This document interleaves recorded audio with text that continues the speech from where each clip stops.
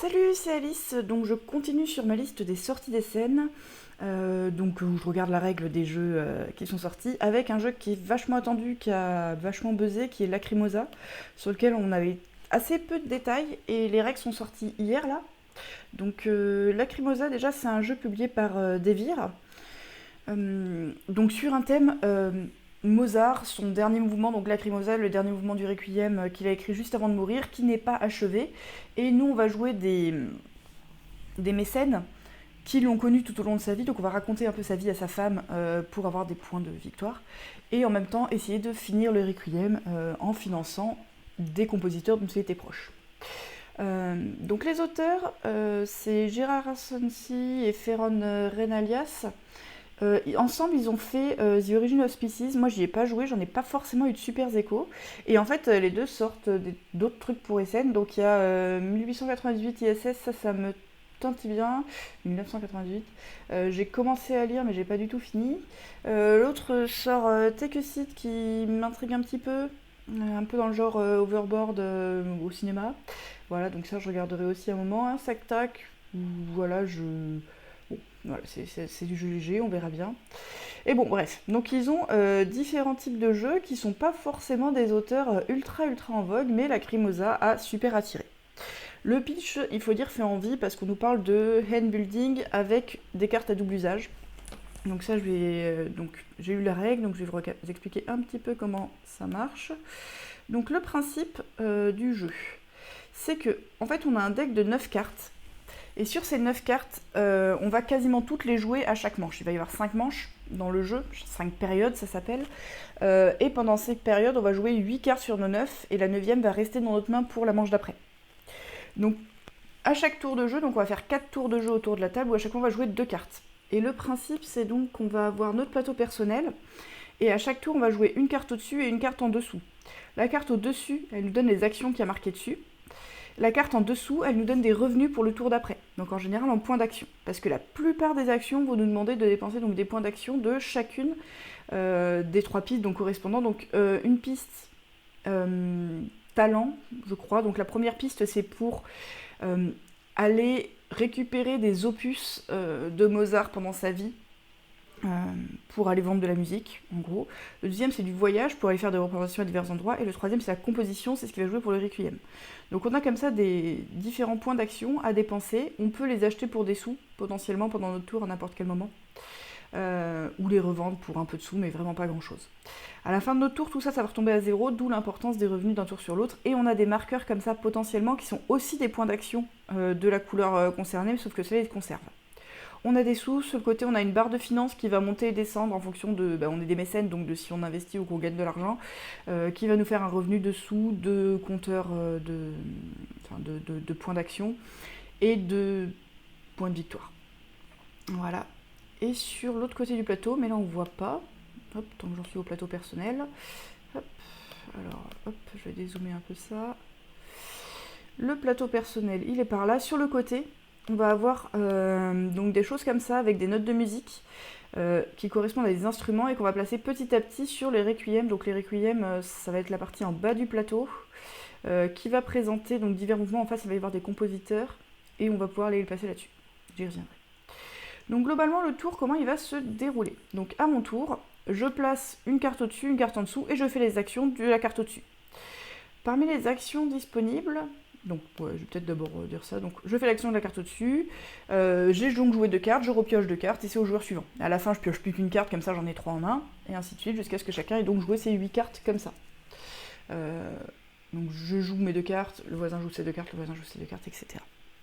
À la fin de la manche, donc il y a une phase de fin de tour où déjà on va marquer des points en fonction d'une tuile période qui va dire pour ce tour-ci, par exemple, toutes les actions voyage vont valoir un point, donc si j'ai beaucoup voyagé ce tour-ci, je vais avoir des points. Et tous les revenus des cartes en bas. Maintenant, les différentes actions. Hop, alors, si j'y reviens... Hop. Voilà. Alors, c'est relativement simple. Ça n'a pas l'air simpliste, ça a vraiment l'air malin dans la manière dont ça s'enchaîne. Mais voilà, donc première action qui est récupérer des nouvelles mémoires. Donc les mémoires, c'est ces cartes qu'on va jouer dans notre plateau en haut ou en bas. La manière dont ça se passe est assez mignonne, c'est que on fait cette action, donc on choisit une des cartes disponibles dans le display. Donc en haut du plateau, il y a un display hop, ici qui contient à la fois des cartes d'action comme ça et des cartes opus. Donc à la fois les morceaux que Mozart a joués qui vont nous rapporter des points de diverses manières et des cartes d'amélioration de notre deck. C'est un peu mélangé, donc quand on en achète une, on recharge et ça va changer un peu le display. Donc on prend une carte, on la rajoute, en fait on va la rajouter à notre deck, mais on va pas rajouter à notre deck en cours. Ce qui se passe, c'est que donc ce tour-ci, on a joué une carte action en haut, une carte souvenir en bas, enfin une carte de revenu en bas. On va enlever la carte de revenu qu'on a jouée ce tour-ci, on va prendre la nouvelle carte à la place. Donc ça va changer les revenus de ce tour-ci et ça va venir dans notre deck pour le tour d'après. Donc à la fin du tour, oui, toutes les cartes qu'on a envoyées dans le plateau, on les récupère, on les remélange et ça nous refait un deck. Récupérer un opus, donc c'est là parmi les cartes, donc là on a vu comment récupérer les cartes d'amélioration de deck, là c'est les cartes de composition de musique, donc on en choisit une, on paye le coût qui a marqué dessus, donc en points, donc à chaque fois c'est pas les mêmes points, donc sur les mémoires ça dépend de son emplacement sur le plateau, sur les opus c'est toujours des points de talent de Mozart, qui peuvent nous permettre de récupérer des cartes, ça nous fait des points un peu immédiatement. Ensuite on a une autre action qui est celle-ci qui va permettre d'utiliser les opus qu'on a déjà composés, donc on va avoir des opus devant nous, et quand on fait cette action, on a deux choix, soit on bascule un opus pour gagner la récompense qui est marquée en phase de basculer un opus sur la carte, je vais vous montrer la carte juste après, soit on la vend, et dans ce cas on la retire définitivement de la partie de notre deck pour le bonus qui a marqué dessus. Alors juste sur ces types de cartes là, c'est pas écrit au même endroit, je suis désolée, c'est voilà. Donc une carte opus, ça ressemble à ça. Donc par exemple, cette carte opus nous dit, pour l'acheter du plateau vers notre à côté du plateau, ça va nous coûter 2 points de talent de Mozart. Je vais zoomer un peu. Donc 2 points Mozart, 4 sous, et ça nous rapporte immédiatement 5 points de victoire. Ensuite, on a cette carte-là devant nous, qui dit que quand on la tape pour 1 point de talent Mozart, on fait 0 sous. Ça peut quand même être intéressant parce qu'on va avoir des compositeurs qui potentiellement vont améliorer ça. Quand on la vend, on fait 0 sur notre niveau de finance qui est du revenu. Et 3 points de victoire. Cette carte, elle a aussi des symboles, donc elle a la période à laquelle elle appartient, et elle a un symbole au milieu, parce que en allant sur les villes, on va pouvoir récupérer des contrats qui vont nous demander d'avoir ce genre de choses. Donc si on les garde devant nous, on peut les utiliser pour leur symbole en fin de partie, à condition d'avoir ces contrats. Les cartes mémoire, donc là on en voit une un peu plus grand. Donc ici c'est une carte donc, de période 3 qui dit « Je gagne un point de voyage », donc j'avance mon curseur. Je peux faire une action de voyage et une action de requiem, 2 actions dont je n'ai pas encore parlé.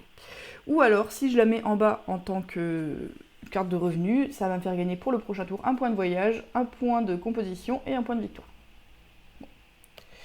Voilà, donc ça c'est les cartes, les actions opus et mémoire pour récupérer ces cartes-là, plus l'action perform pour aller les utiliser. Hop, voilà, on en est là. Le voyage c'est ce qui va permettre de se balader sur la carte. Donc sur la carte, on va avoir Mozart qui est à un certain endroit, et il va y avoir des coûts de déplacement sur, hop, voilà, super, sur les routes. Donc Mozart, je peux l'envoyer où je veux, y compris sur place, et là où il arrive, je peux dépenser des points de voyage pour gagner les récompenses indiquées. Bon. Il y a 2 types de tuiles, donc les tuiles comme ça en long, qui sont des tuiles villes, qui font des revenus potentiellement plusieurs fois dans la partie, donc chaque fois qu'on passe dessus, et des tuiles comme ça qu'on va récupérer, donc ici je paye un point de voyage et je gagne des sous, je ne vois pas les numéros parce que c'est trop petit mais c'est pas grave, et je récupère ce contrat là. Je vais essayer de zoomer encore un peu, bon, j'y arrive pas là, mais du coup ça dit qu'à la fin, si j'ai accompli cet objectif, qui est d'avoir sur les requiem ici 2 violons et 2 trompettes, alors je marquerai 4 points de victoire.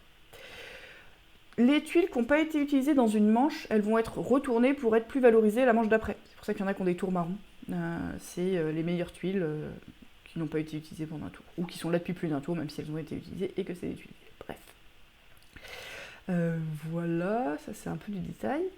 Mais donc on récupère soit des contrats avec les cours royales, soit juste des récompenses immédiates avec les cités. Les cours royales ont aussi des récompenses immédiates. Et enfin la dernière action qui est composer le requiem. Ah oui, c'est vrai que je n'ai pas trop parlé du thème. Composer le requiem final, donc tout le reste ça retrace un peu l'histoire de Mozart qu'on est en train de raconter à sa femme pour écrire ses mémoires, et la dernière action de requiem c'est achever le requiem, donc inachevé de Mozart.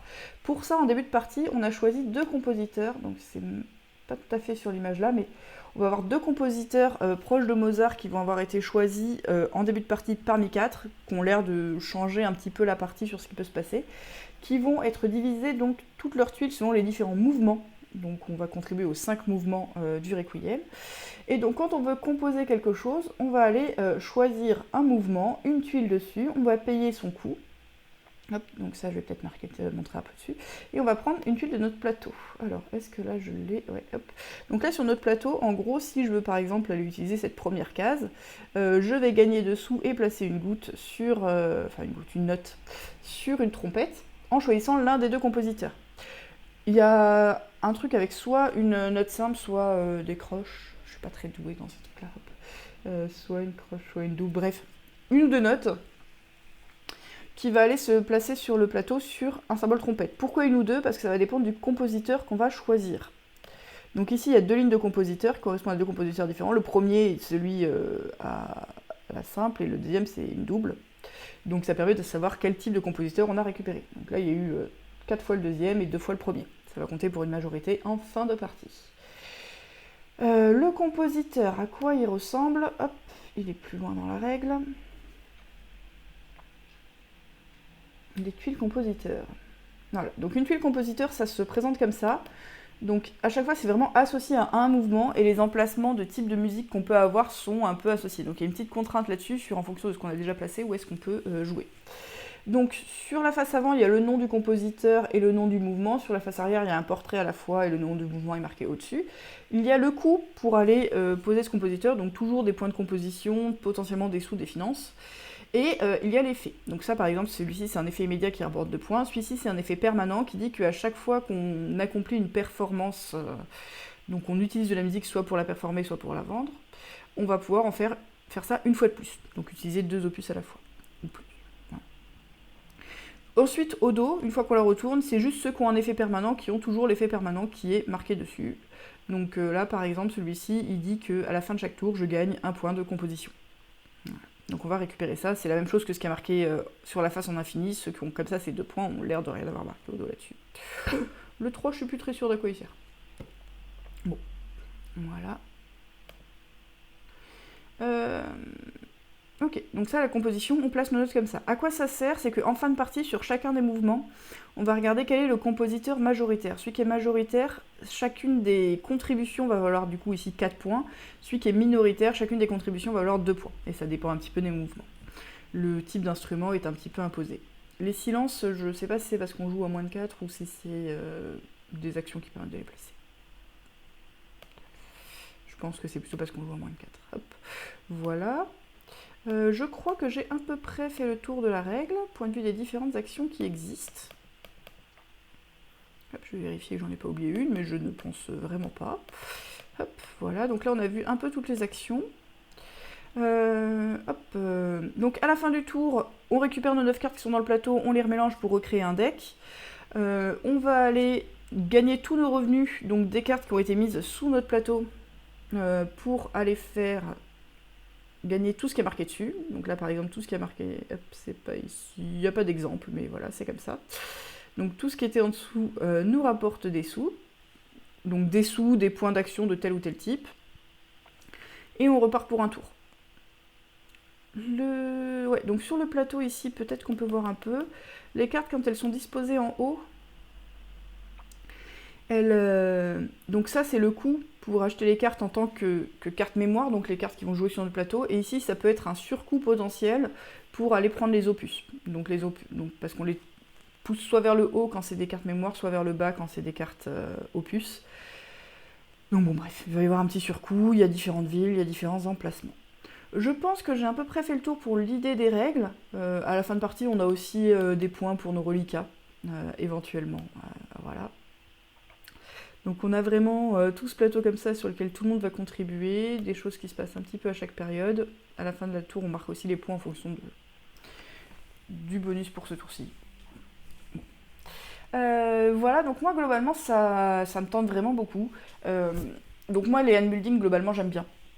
Donc ce côté handbuilding avec les cartes un peu à 2 usages en haut ou en bas du plateau. Et en fait quand on met en bas du plateau ça va nous donner les points d'action à dépenser pour le coup d'après. Donc il y a l'air d'avoir un aspect un peu programmation sur je prévois de faire tel ou tel type d'action le coup d'après. Je sais pas trop à quel point ça se marie avec le type d'action qui est au-dessus. En gros c'est la même carte que je vais replacer au-dessus autour d'après, je ne sais pas. Mais ça fait bien envie, ce côté un petit peu programmation, un petit peu hand management et hand building sur ces 9 cartes, parce que comme les cartes on les a que 4 par 4, on n'a pas forcément tous les choix exacts qu'on voudrait à chaque instant. Du coup j'ai l'impression que ça va être plutôt fluide. Les actions sont pas trop compliquées, les différentes manières de paiement ont l'air assez sympas. Il y a des points de victoire un peu à divers endroits, donc sur les opus, sur plein de choses, il y a plein de choses qui font un petit peu des points, donc il y a un petit côté salade de points, mais sans rentrer dans une complexité d'apothicaire, j'ai l'impression, après c'est sans y avoir joué. Voilà, donc la mécanique me tente bien. Côté interaction, c'est dur à dire sans y avoir joué, on va déplacer Mozart à différents endroits, donc on va potentiellement un peu aller griller les gens sur certains types d'actions, mais est-ce que c'est nécessaire ou pas? Sur les emplacements ici, donc là il va y avoir une question un peu de majorité entre deux, en fonction de ce qui nous intéresse et des places à prendre, donc là ça a l'air de se tirer un petit peu la bourre. Pareil sur les cartes à récupérer, il y a peut-être des choses plus urgentes que d'autres. Bref, ça a l'air sympa. Globalement, ça a l'air d'être du vrai Eurogame, plein de trucs sympas. J'ai très envie d'y jouer. Ça a l'air assez original, ce système d'action. Et voilà. C'est pas forcément extrêmement complexe, mais ça a l'air assez riche. Ça a pas l'air d'être du petit jeu. Je sais pas trop quoi dire en fait. Oui, ça me fait envie. Voilà. C'est à peu près tout. Bon. Bisous, à une prochaine, et pour de nouveaux jeux.